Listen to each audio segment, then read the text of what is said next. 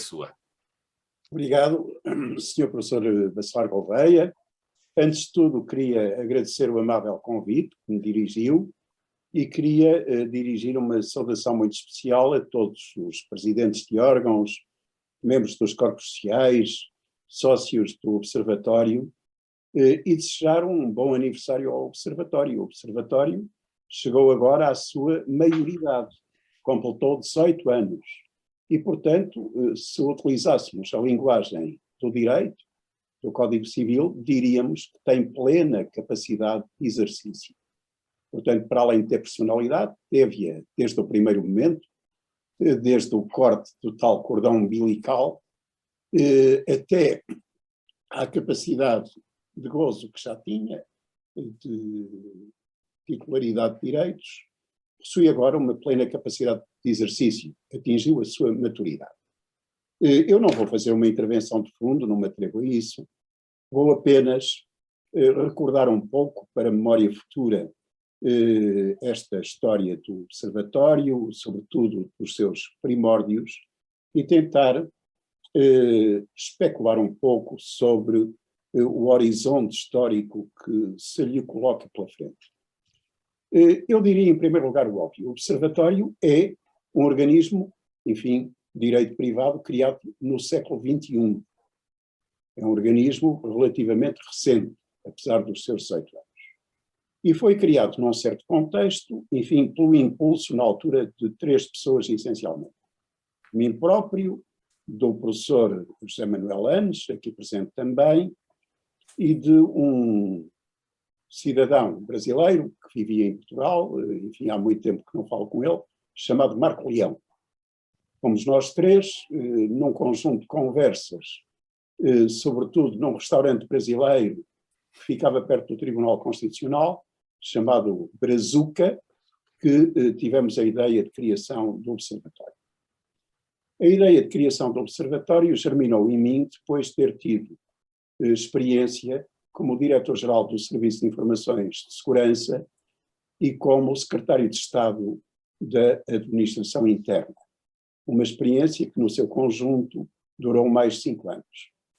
Na realidade, eu tinha dado aulas de Direito Penal na universidade, estava mais orientado para matérias de Direito e de Justiça, mas, de certa forma, fui surpreendido inicialmente por um convite para dirigir o Serviço de Informações de Segurança e, mais tarde, para ir desempenhar as funções de secretário de Estado.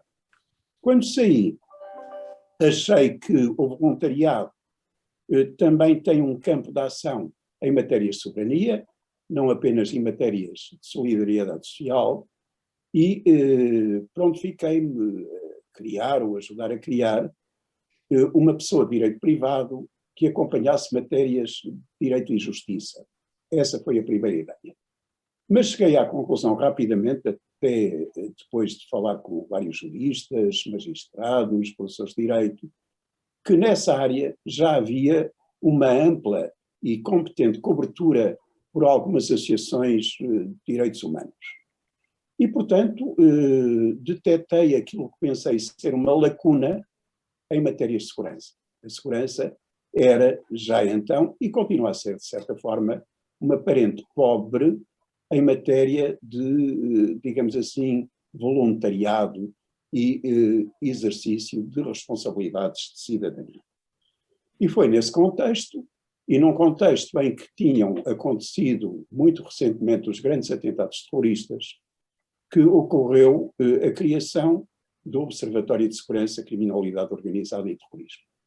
Ou seja, a sua matriz originária é orientada para certos fenómenos criminais especialmente graves, põe em causa o Estado de Direito Democrático, a criminalidade organizada e o terrorismo, sem descurar uma visão global de segurança, que hoje é muito atual, porque o termo segurança também é um termo polissémico e, portanto, é utilizado em vários contextos: segurança interna, segurança externa, segurança humana, proteção civil, prevenção criminal. Portanto, há vários contextos da utilização da palavra que não são estranhos ao Observatório, em nome de usar também o termo segurança expressamente para além da referência à criminalidade organizada e terrorismo. A título de mera curiosidade, um pouco irónica, também gostava de dizer que o termo OSCOT me ocorreu a sigla por ter visto recentemente o filme My Fair Lady, ter revisto, melhor tendo dito, e, enfim, ter feito uma associação com as corridas da Ascot. E, portanto, achei que era uma sigla relativamente interessante, fácil de aprender e memorizar. Bom, nos projetos iniciais do OSCOT, o que é que constava? Constava o ensino e a investigação, com uma ligação à universidade. E na ligação à universidade, devo dizer que o professor Bacelar Gouveia teve realmente um papel muito relevante. Eu, na altura, dava aulas como professor convidado na Universidade Nova, dei aulas de Direito Penal Económico e Direito Processual Penal, e, portanto, a instituição óbvia de acolhimento para qualquer iniciativa letiva e de investigação era justamente a Universidade Nova. E o professor Bacelar Gouveia teve, digamos assim, a clarividência de perceber que estava ali uma área em que a investigação e o ensino tinham, sem dúvida, futuro. E foi através de um protocolo entre o Observatório e a Universidade Nova que se criou primeiro uma pós-graduação em Direito e Segurança, que rapidamente se transformou num mestrado institucionalizado e deu lugar depois a um doutoramento, que de momento não está a funcionar, mas que espero seja ressuscitado com o justificado êxito. Não se trata de uma originalidade nacional esta inclinação para estudos de Direito e Segurança. Eu gostaria de sublinhar, por exemplo, que na Alemanha, na então Alemanha Federal, onde eu estive como bolseiro a investigar, havia e continua a haver um Instituto Max Planck para Criminologia e Direito Penal Internacional, que tinha 2 departamentos em Freiburg, orientados para estas 2 áreas, e que hoje tem 3 departamentos. O novo departamento, obviamente, é orientado para o direito da segurança.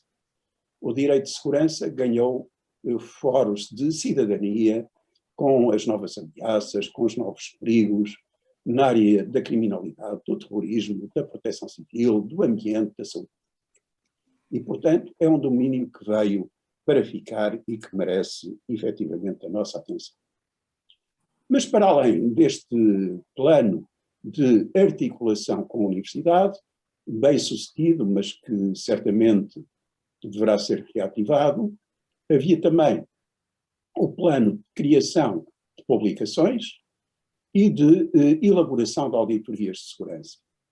Em relação às publicações, conseguiu-se não propriamente criar uma publicação nova, mas de certa forma parasitar, no bom sentido, a revista de Segurança e Defesa. Segurança e Defesa, enfim, de que foi alma mater, em grande medida, o professor José Manuel Anes, foi presidida durante um período inicial pelo professor Adriano Moreira e de que eu próprio tive a honra de ser presidente também durante. Portanto, essa revista conseguiu patrocinar uma série de publicações relevantes e organizar iniciativas, conferências, colóquios também muitíssimo relevantes, o que eu acho que continua a fazer com o bom apoio do Dr. Noguês, que tem estado sempre também alinhado com as iniciativas do Observatório. Quanto às auditorias de segurança, diria que o êxito foi um pouco mais escasso. Eu recordo-me de ter feito um ou outro parecer, aliás, em termos de trabalho de voluntariado, por exemplo, os rendimentos de um desses pareceres que foi pago, dediquei-os ao OSCOT, portanto, eu achei irónico que os jornais, depois de eu ter abandonado funções públicas, me tivessem acusado de ter como mordomia o OSCOT. Ora, a conta entre mim e o OSCOT é uma conta passiva, em que eu contribuí com o dinheiro de um ou 2 pareceres e nunca recebi um tostão, nem sequer título de despesas do OSCOT. Agora não se diz tostão, diz cêntimo, não é? os tempos mudaram. Mas seja como for, é assim, e também gostaria de o deixar aqui expresso para a memória futura. Portanto, no domínio das auditorias, o nosso êxito não foi muito grande, mas creio que pode voltar a insistir um pouco nesse plano. Ora bem, se o Galo está a cantar, deve ter chegado à altura de eu me calar, presumo. Essa é muito boa. Não, mas eu já mandei calar o Galo já está calado. Quando canta 3 vezes, eu não vou dizer que não conheço Foscott. Portanto, estejam descansados. Bom, de qualquer maneira, passaria agora a referir muito sumariamente aquilo que eu penso que são as perspectivas do Observatório. É evidente que o Observatório não pode ser apenas uma recordação, é uma instituição viva, dinâmica, que tem garantidamente futuro, porque as matérias de segurança continuam a ser importantes e eu acho que há algumas perspectivas que nós devemos ter presentes. Bem, em primeiro lugar, quanto ao quadro teórico, tudo se mantém.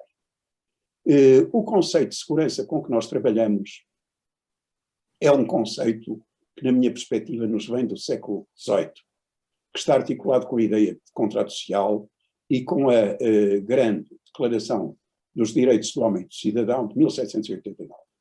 Eu costumo recordar sempre, e permitam-me que reincida, que foi a Declaração dos Direitos do Homem e do Cidadão que, pela primeira vez, de uma forma muito incisiva, declarou direitos que não são uma concessão divina, que são inerentes à natureza humana e que são, designadamente, o direito à liberdade, à segurança, o direito de propriedade e o direito à resistência contra a opressão. Ora bem, o direito à segurança sempre foi entendido, neste contexto, como um direito natural dos seres humanos, como uma prestação obrigatória do Estado, para poderem usufruir das suas liberdades. Portanto, continua a ser extraordinariamente atual este discurso sobre a segurança. Agora, o que é necessário é responder a novos riscos, a novos desafios, a novas ameaças. Para além da criminalidade organizada e do terrorismo, quais são aqueles desafios que eu entendo, enfim, sem me pretender arvorar em visionário, não vou ser muito original, que eu entendo que vão atravessar o século XXI, um século em que já estamos com os 2 pés. Bem, falaria em alguns desafios no âmbito da proteção civil e segurança humana e também desafios no âmbito mais restrito da segurança interna e externa. Primeiro, eu diria que o desafio das alterações climáticas é um desafio extraordinariamente importante, que coloca em causa a própria sobrevivência da humanidade. Devo dizer-vos que vi há relativamente pouco tempo aquele documentário que é uma espécie de testamento do Sr. Attenborough e fiquei muito impressionado, porque ele disse uma coisa muito lúcida do alto dos seus 90 anos. Disse que a humanidade não tem poder para acabar com a vida na Terra, não conseguirá, pelo menos no presente momento, acabar com a vida na Terra, mas conseguirá acabar com a sua própria vida, se estiver virada para aí. Isto é extraordinariamente grave. Quer dizer, nós já assistimos na vida no planeta ao desaparecimento de animais como os dinossauros. E não é preciso hoje, para se extinguir a vida humana na Terra, que caia um meteoro gigante no planeta. Há outras formas da vida humana acabar. E, portanto, devemos estar atentos, não devemos encarar isto como uma manifestação de alarmismo, devemos estar muito atentos às alterações climáticas.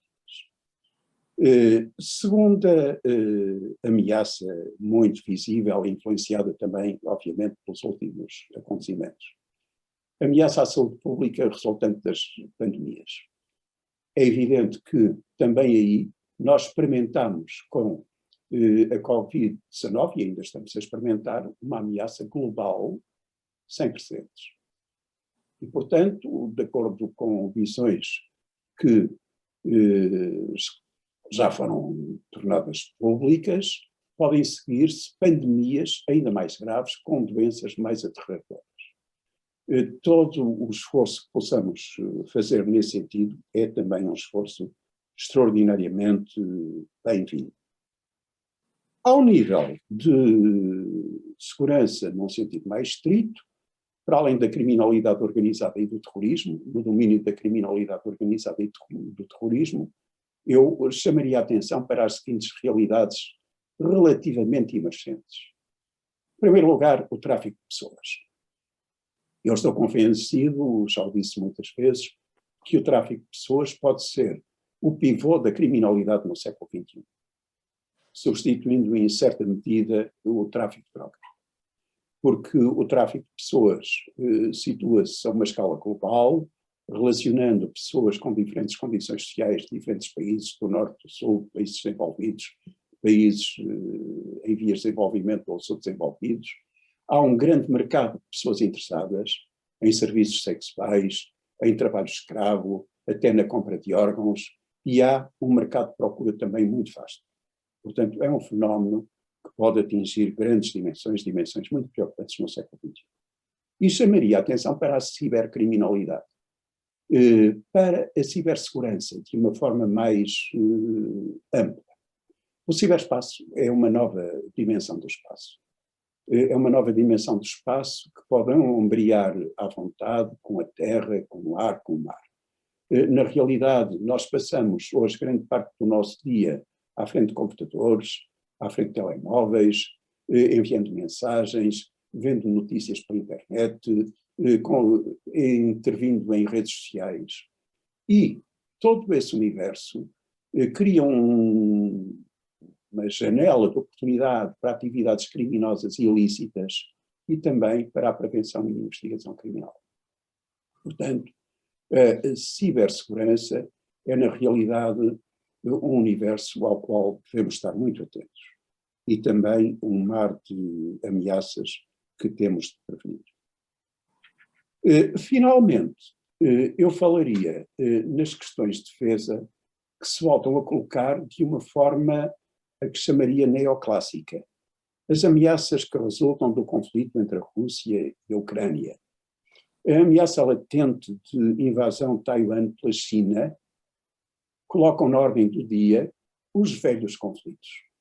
A possibilidade de um conflito a uma escala global parece estar novamente em cima da mesa. E, portanto, também é um motivo de interesse porque diz respeito à segurança no sentido amplo que interessa ao SCOT. Interessar ao SCOT significa o quê, para terminar? Bem, significa dedicar-se à investigação, a conferências, a atividades de ensino, a publicações neste âmbito. E eu diria que hoje, obviamente, existe muito mais competição do que no início. Existem vários organismos, públicos e privados, que se dedicam ao estudo e à investigação destas matérias, com um assinalável êxito e com muita competência em vários casos. E, portanto, a afirmação do OSCOT tem de se fazer pela diferença, pela competência. Não basta o lugar comum, não basta dizer o óbvio, é preciso haver investigações muito competentes que existem em Portugal e no estrangeiro, nestas áreas. E, portanto, o grande desafio do Observatório é conseguir promover investigação pura, investigação aplicada nesses domínios, conseguir articular-se com a universidade, com a sociedade civil, com instituições dedicadas à segurança para melhorar as prestações de segurança do Estado e da sociedade civil. Porque, obviamente, nós não estamos a falar do estudo de uma realidade que nos seja indiferente. Nós não nos dedicamos a olhar para as estrelas. Nós falamos de segurança porque pretendemos que haja, na realidade, mais segurança. Nesta tentativa de aliciar pessoas para a investigação e para todas estas atividades, eu chamaria uma especial atenção para os jovens. O OSCOT é um organismo que nasceu relativamente envelhecido. A média etária das pessoas que em 2004 me acompanharam era já uma média relativamente elevada. Claro que essas pessoas agora são mais velhas. Eu em 2004, enfim, tinha menos 18 anos que hoje e hoje tenho 65. Portanto, não era uma pessoa jovem, mas já era uma pessoa em plena maturidade, não é? Em pleno desenvolvimento. Hoje, a maioria dos membros do OSCOT, ou uma grande parte deles, ainda estiveram nessa altura fundacional e estão notoriamente mais velhos. E há um facto da vida, um facto estatístico terrível. Há quem diga que a vida é uma gloriosa derrota, enfim, mas há um facto da vida, independentemente de sermos mais pessimistas ou otimistas, que é inegável. É que nós não temos tanto futuro como os jovens. Já não temos muito futuro à nossa frente. E, portanto, é necessário, para garantir o futuro do OSCOT, chamar os jovens. Procurar vocações em estudantes universitários, em alunos recém-licenciados, em alunos que estejam a elaborar dissertações de mestrado e doutoramento, para trazerem esse sangue novo, esse impulso pelo novo, pela investigação ao Observatório. Eu estou certo de que o Observatório conseguirá fazer, estou certo de que o Presidente do Observatório, os Presidentes dos vários órgãos e os membros dos corpos sociais, apoiados por todos os sócios, os conseguirão fazer. Na modesta medida das minhas possibilidades, eu creio que agora chegou a vez de outros e por isso não tenho aceitado, obviamente, fazer parte dos corpos sociais. Acho que chegou a vez de dar a vez a outros. Não tenciono voltar a aceitar responsabilidade formal nenhuma, mas na modesta medida das minhas possibilidades estou disposto a apoiar, como é óbvio, em tudo o que considerarem útil. Termino como comecei. Parabéns ao Scott, parabéns a todos e bom trabalho.